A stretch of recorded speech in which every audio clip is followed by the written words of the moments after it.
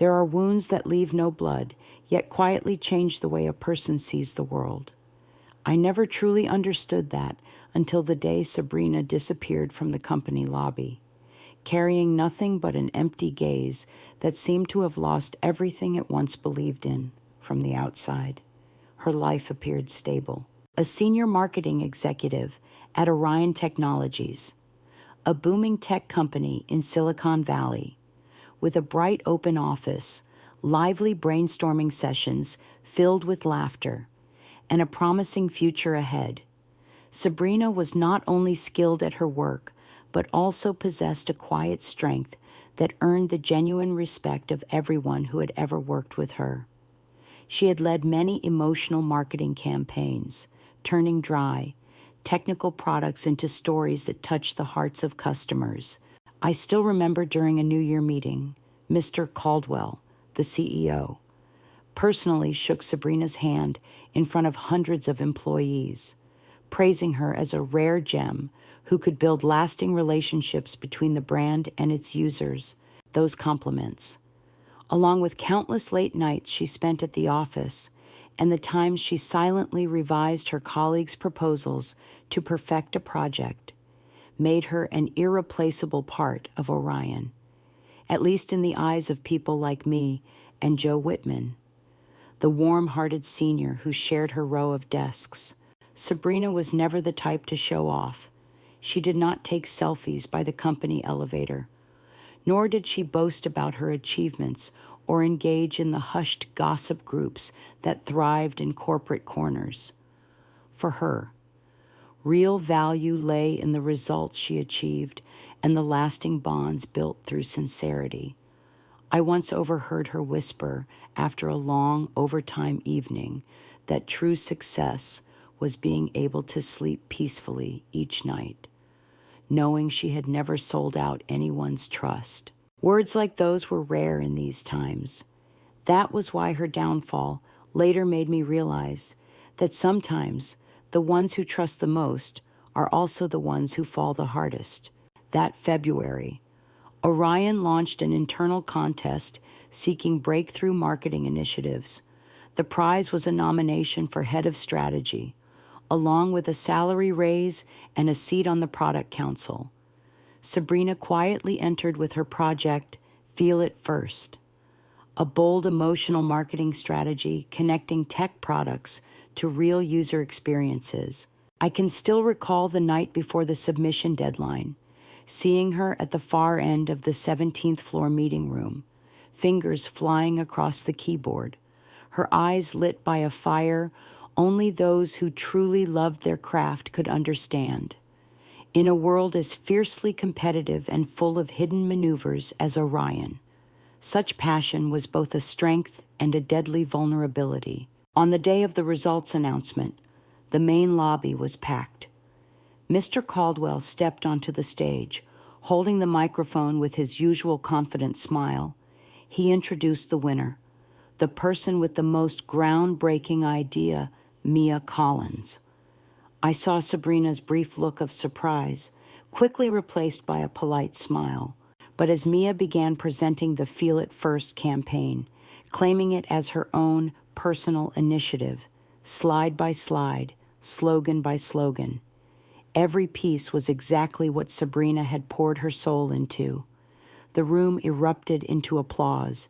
Only I, standing at the back, felt the sharp silence around Sabrina, who stood frozen, her hands gripping the edge of her jacket, her eyes shattering into thousands of invisible shards. Mia, a rising star heavily favored by Mr.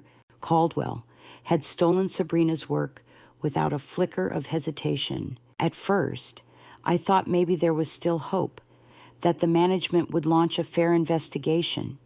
But a few days later, a cold email from HR landed in Sabrina's inbox termination notice due to misalignment with the company's creative direction. I will never forget the look in her eyes as she walked out of the HR office, carrying only a small bag, a few personal documents, and a hollow apology letter from the administration department. That day, the office was eerily silent. No one dared meet her gaze. No one said a word except for a few half-hearted nods. Even Joe Whitman, the kind senior, could only squeeze her hand lightly as she passed, his eyes red but his mouth unable to form words. The loss of trust did not come solely from blatant betrayal, but also from the silence of those who once stood by her side. That evening, I sat alone in our familiar coffee shop on the corner, staring at the cold cup on the table as a heavy weight pressed on my chest. Sabrina's final message contained only 3 words: I failed. A girl who once believed that hard work and kindness would be rewarded had now left in silence. Like a mistake, the entire system wanted to erase. No one who stayed behind dared speak the truth, bound by mortgages, families, and unnamed fears. Orion moved on, hosting celebrations for Mia's success, while the name Sabrina quietly faded into oblivion, treated like a chapter best forgotten. Yet I knew that deep within Sabrina's cold eyes that day, there was not only defeat, there was the shattering of a pure belief and the silent rise of something much stronger, something I could not yet name at the time. It was the beginning of a journey that none of us, not even those who pushed her down, could have foreseen. There are days when you think you have hit rock bottom, only to realize that life has deeper layers of loneliness and disorientation waiting for you. In the early days, after leaving her old company, Sabrina was no longer herself.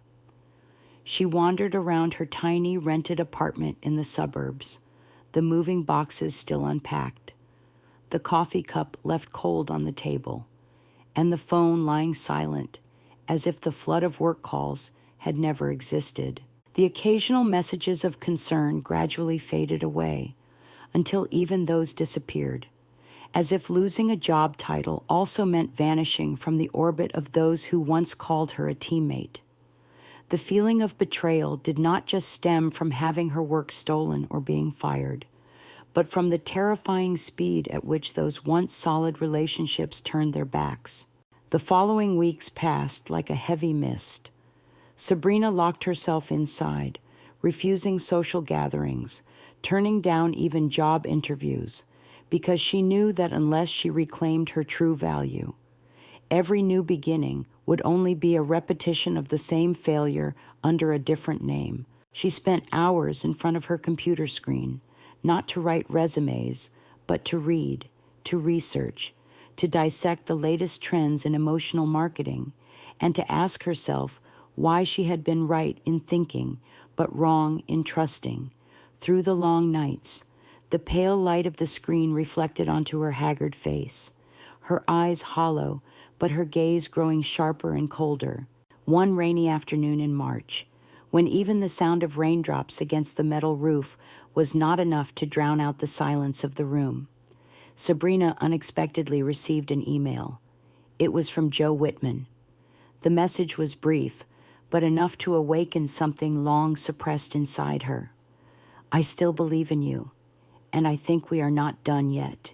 Attached was a file, an internal report leaked from her old company, revealing serious misconduct in financial and brand asset management, with signatures of names she once knew well. That message struck like a hammer, awakening the hardened part of herself she thought she had lost forever. That night, Sabrina brewed a strong black coffee, sat at the table, and reopened all the old work files she had backed up while at Orion, campaigns she had contributed to but never been credited for, project plans blatantly altered to carry someone else's name. She carefully categorized, annotated, and marked every irregularity, piece by piece, as if drawing a new map for a silent battle she had never truly lost. She understood that a triumphant comeback could not be built on impulse, but must be planned with absolute patience and meticulous care. Yet life rarely favors those trying to rise. Sabrina soon faced her first setbacks. The storage drive where she kept her data malfunctioned, corrupting a portion of the documents she intended to use to defend herself at the same time. She faced 7 consecutive rejections from companies where she had applied.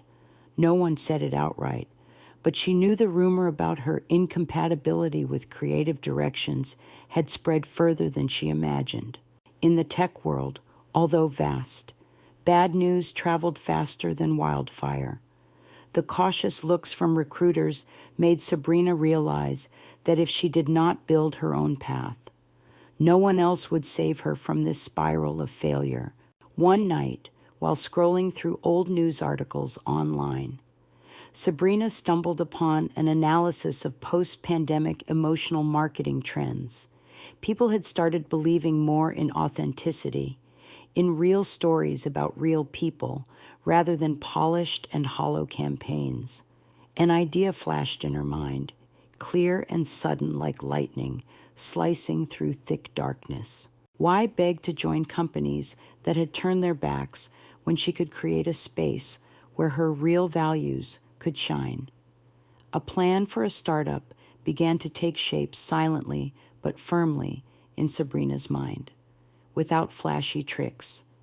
She would build a small agency specializing in emotional marketing strategies for startups hungry to touch the hearts of customers, but without the budget to hire giant advertising corporations.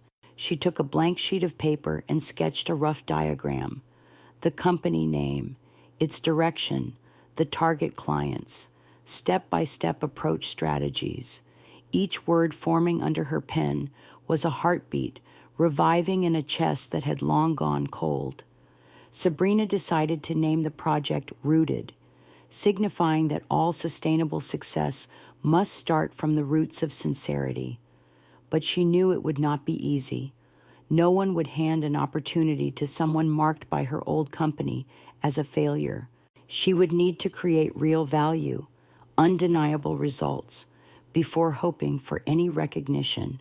On the first day of her new venture, she sat in a nearly empty cafe, opened the old laptop that had followed her through her Orion days, and began writing personalized emails to small businesses and startups that had yet to build structured marketing departments. Each email was carefully tailored, each invitation accompanied by a free proposal to show good faith. In the first 3 days, not a single reply came. Sabrina waited in silence, like a sower planting seeds in winter, believing that spring would eventually come. On the 4th day, a new message lit up her screen. A startup in the medical device field had read her email and wanted to meet to discuss a potential collaboration. Sabrina took a deep breath, steadying her heartbeat, and clicked reply. She knew this might just be a small breeze, but sometimes it is the smallest breezes that spark the fiercest storms later. There are moments, however small, that are enough to shift the entire course of a person's life. When Sabrina stepped into the small meeting room of her first startup client, her hands were still slightly trembling, but the helplessness that had once shadowed her was no longer in her eyes. The founder, a young woman named Alina, sat at the head of the table, her gaze wary yet hopeful, mirroring the spirit of a fledgling company that had just survived a financial crisis. Sabrina opened her laptop and calmly presented a detailed plan for an emotional marketing campaign centered on a mobile medical device, emphasizing the real value the product could bring to families dealing with chronic illness. As she spoke, her voice did not need to shout or plead. It carried the calm certainty of someone who knew exactly what she was doing. Alina listened intently, and by the end of the meeting, they shook hands, marking Rooted's first official client. That modest beginning opened the way for a series of quiet but steady steps forward. Within just 3 months, Sabrina's campaign helped the small company double its customer signups. A heartfelt PR article she wrote for Alina was picked up by a respected medical journal, creating a natural media ripple without a single dollar spent on advertising. These small victories slowly wove into a network of enduring relationships, each satisfied client bringing another through referrals. In this way, Rooted grew little by little, without noise or flamboyance. Meanwhile, across the city, the grand building of Orion Technologies began to crack from within. Rumors about Mia Collins stealing ideas started leaking out, at first as whispers among former employees. But when Alina casually shared an article mentioning the original success story of the Feel It First campaign, crediting Sabrina as the initiator, everything began to unravel. Those who had once collaborated with Sabrina, harboring silent resentment against the company's internal corruption, started speaking up, even if only through veiled comments or sharp anonymous posts. One late afternoon, Joe Whitman sent Sabrina a hurried message. "Bad news for them, good news for you." Attached was a screenshot from a tech employee forum where an anonymous post was going viral. The post exposed the process of how Mia had appropriated the campaign idea, dissecting the matching points between internal documents and the public presentation, and questioning the ethical standards of Orion's leadership. Sabrina stared at the screen, feeling a strange calmness inside. She had not written the post, nor had she contacted anyone, but truth, once enough people witnessed it, always found its own voice. Undercurrents began to rise within Orion. Emergency meetings were held one after another, while senior executives scrambled to patch the growing media hole with hollow internal emails about core values and commitment to transparency. But it was too late. Major clients, whose contracts were originally secured through Sabrina's campaign, started questioning the authenticity of the company's newer efforts. When one strategic partner announced a suspension of negotiations pending a brand reassessment, the cracks on the surface could no longer conceal the rot within. Sabrina did not rush, did not gloat, and did not step into the spotlight. She quietly continued to build Rooted, each successful project laying another small brick to restore the trust she had once lost, not just in the eyes of others, but, more importantly, in her own. She learned to write tighter contracts, to recognize the subtle signs of betrayal before they turned into knives in the back. Each hard-earned lesson from her old company became a layer of armor protecting her on this new path. But the biggest twist was yet to come. One early summer evening, while reviewing a campaign report for a new client, Sabrina received a call from an unfamiliar number. The voice on the other end introduced himself as an investigative journalist specializing in corporate scandals. He had traced back through old articles and scattered connections, and now sought to verify some details related to the Feel It First campaign. Sabrina sat silently for a few seconds, listening to the beat of her heart, before replying with a brief sentence. "I have no comment, but I can point you to the right people," without directly involving herself. Sabrina deftly connected the journalist with a group of former Orion employees who had left the company out of disillusionment. These individuals, no longer bound by confidentiality agreements, were ready to share what they knew. A quiet investigation began, like an underground river seeping through the concrete pride of a once-celebrated tech giant. 1 month later, the article was published in a major financial magazine, its title cut sharp and cold. Behind the spotlight, the truth about the Feel It First campaign. The piece cited numerous sources, including internal documents, and meticulously outlined the parallels between the original ideas and the public campaign, raising serious concerns about the approval processes within Orion.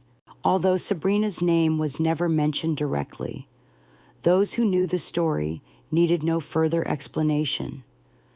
Mia Collins was suspended pending an internal investigation, while Mr. Caldwell was forced into an awkward press conference to justify himself before the shareholders in her small apartment. Sabrina turned on her old radio, listening to fragmented news reports about the scandal rocking the tech community. She did not laugh, nor did she cry.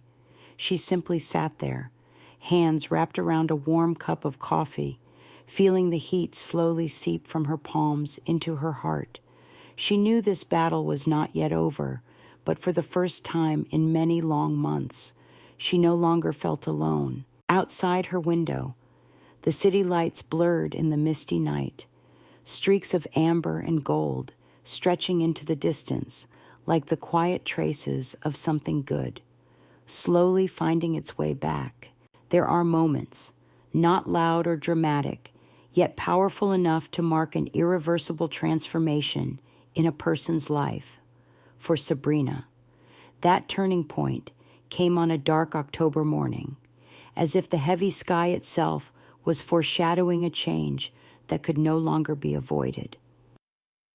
She sat at her small desk, arms folded across her chest, her gaze following the news lines reporting the widening internal investigation at Orion.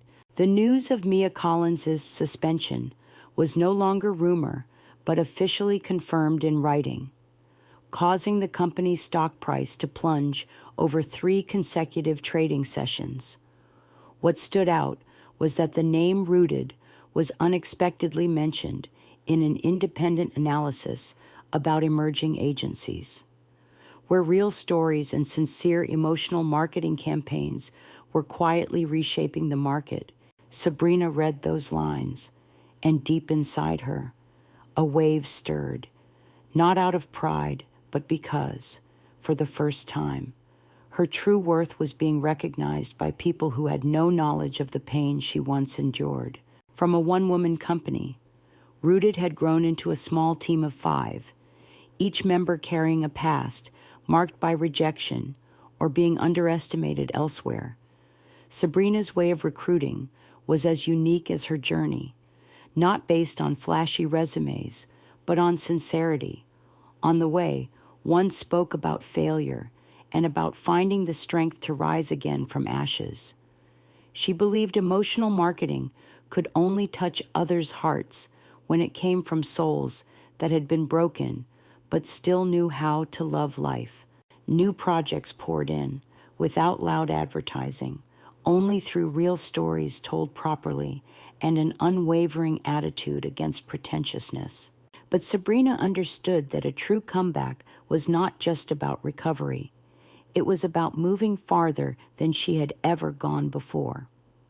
One late afternoon, she received an invitation to attend the annual Media and Marketing Conference in San Francisco, an event gathering the biggest names in the industry. The invitation was not addressed to Rooted, but directly to her, Sabrina Hart, asking her to speak at a panel discussion on the future of emotional marketing. She sat frozen in front of the email for several minutes, the feeling both strange and familiar. Once upon a time, she had dreamed of stages like this back at Orion, but back then, the dream came hand in hand with expectations of control and invisible rules about how she had to present herself to please those in power.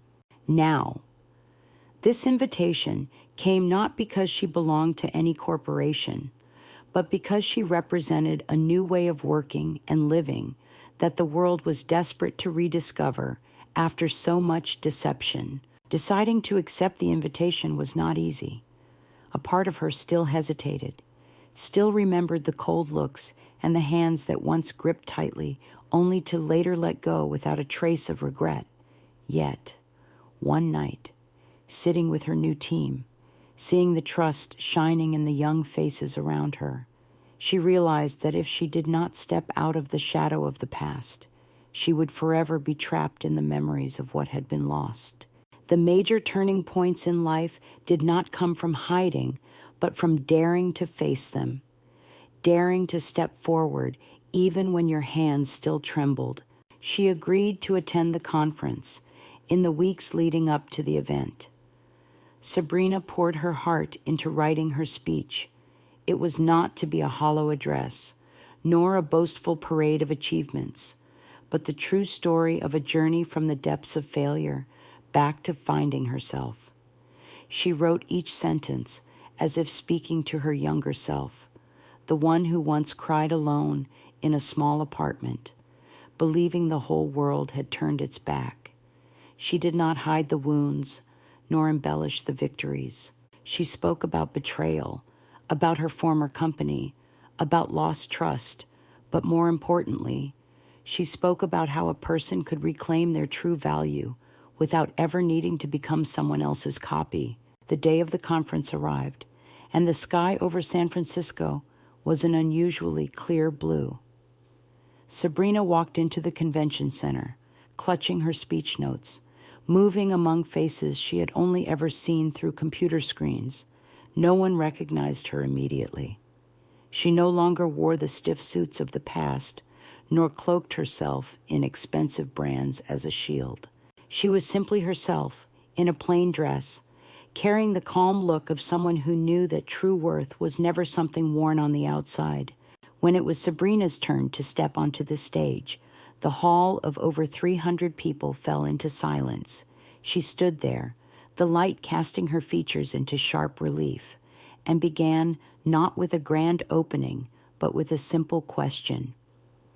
Have you ever believed that working hard and being kind would be enough for you to be recognized? The question hung in the air, drawing even those distracted by their phones to look up. Then she began telling her story, step by step, with no embellishment, seeking neither pity nor applause, only offering the truth and unwavering resolve.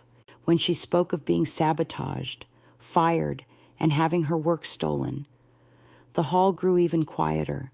Some furrowed their brows, a few discreetly wiped away tears as she continued, telling of starting over from nothing, of how emotional marketing could change the fate of small businesses, and of building enduring relationships based on kindness rather than power. The once indifferent eyes now followed her every word, and when Sabrina ended her speech with the sentence, "True value does not need recognition to exist. It only needs you not to give up on yourself," the room erupted into thunderous applause. Standing on the stage, receiving applause not for a title or an award, but for the journey she had lived through. Sabrina knew she had made her triumphant comeback. She had no need to seek revenge through noisy accusations, no need to drag anyone through disgrace. Her chosen revenge was building a new, stronger path, turning every hurt into a force that propelled her forward into a life more brilliant than she had ever dared to imagine. In the back row of the hall, Joe Whitman sat quietly smiling. He did not need to say anything, because both he and Sabrina understood that some victories are the most beautiful when they do not need to be shouted out, only lived out, standing tall like an old tree after a storm. Outside the convention center, large posters of Rooted began to appear in the conference lobbies, a silent declaration that sometimes those once most underestimated are the ones who end up changing the entire game. There are victories that do not need to be loudly announced or acknowledged by others, victories that simply exist quietly, like an underground stream nourishing future harvests. When Sabrina left the conference that day, she did not rush back to the office, but wandered through the sun-drenched streets of San Francisco, letting her footsteps lead the way. The late autumn sunlight filtered through the trees, casting warm ribbons of light across the sidewalks. Each breath she took was no longer burdened by memories of betrayal, but felt light, as if she had finally returned to herself the peace she had long lost. Sabrina's comeback was not a noisy confrontation, nor a heavy-handed revenge, but a silent process of proving herself through undeniable results and real values. In the following months, Rooted continued to grow, securing larger contracts, and even receiving partnership invitations from brands that Sabrina once only dared to dream about. There were no more desperate races to win projects by manipulating figures or flattering executives. Rooted entered every presentation with the confidence of people who deeply understood what truly connects human beings to brands. Every campaign began by listening to the client's real story. Every strategy built on a foundation of empathy rather than cold numbers. It was this very difference that gradually secured Rooted's place in the industry, becoming a symbol of a new generation of emotional marketing.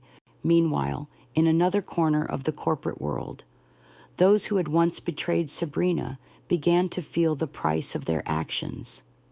The scandal at Orion Technologies was no longer just a few scattered news articles, but had become a widely discussed topic in business circles.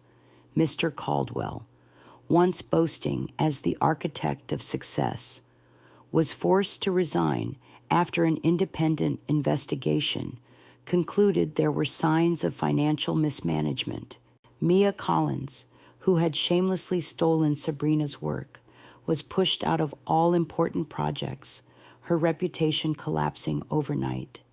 Lucrative contracts once signed on the strength of the Feel It First campaign were swiftly canceled as partners withdrew to avoid association with the scandal.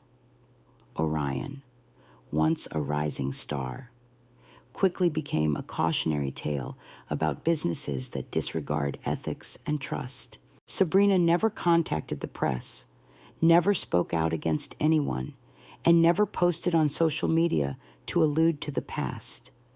She chose silence because she understood that success as revenge was not about gloating, but about reminding herself that every step forward was not to prove anything to others, but to honor her own dignity and love for her work. Some losses make people quieter, but it is from those moments that they find a deeper strength than they ever thought possible. One day, while reviewing a new campaign plan for an education startup, sitting in her sunlit office, Sabrina received an unexpected email. It was from Alina, the founder of the medical device company who had been her first client. In the email, Alina shared that with Rooted's advice and support, her company had secured new international investment. At the end of the message, Alina wrote a line that made Sabrina sit still for a long time. Thank you for believing in true value when the world still doubted it. Sabrina set the phone down on the desk, leaned back in her chair, and closed her eyes, letting old memories flow through her mind like reels of a worn-out film. She remembered that winter afternoon when she walked out of Orion's building, carrying a small cardboard box, her heart so broken it could not even cry.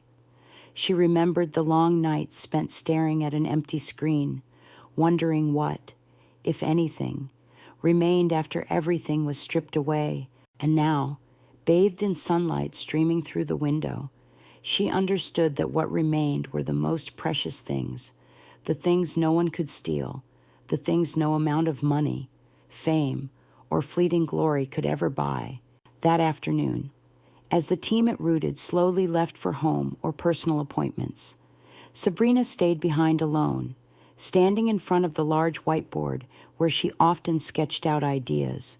She picked up a marker and wrote a short line, a reminder for all the days to come. Persistence does not need witnesses. Kindness does not need applause. She knew the road ahead would still hold challenges, doubts, and moments of wanting to give up. But like the roots of a tree, what she had quietly built would nourish her through any storm. Across the city, the once proud Orion Technologies headquarters now displayed scattered new rental signs, a visible testament that power built on deceit was as fragile as sandcastles before the tide. Sabrina no longer needed to step inside that building, no longer needed to look back, because she understood that the greatest victory was not proving the doubters wrong, but proving to herself that she had been right to never give up on what truly mattered. Later, in an interview, someone asked Sabrina if she would change anything if she could go back in time. She smiled, her eyes calm and unwavering. I would still trust people the first time, because if I had never been hurt, I would never have learned how to build truly lasting relationships. If I had never been betrayed, I would not know that true value does not lie in what others think of you, but in how you rise after every fall. As the sun set, casting warm golden hues across the high-rise buildings, Sabrina locked the office door, pulled her coat over her shoulders, and stepped out into the street. The breeze was gentle, carrying the scent of a new season. She knew the road ahead would never be entirely smooth, but this time, she was no longer walking with a heart full of doubt.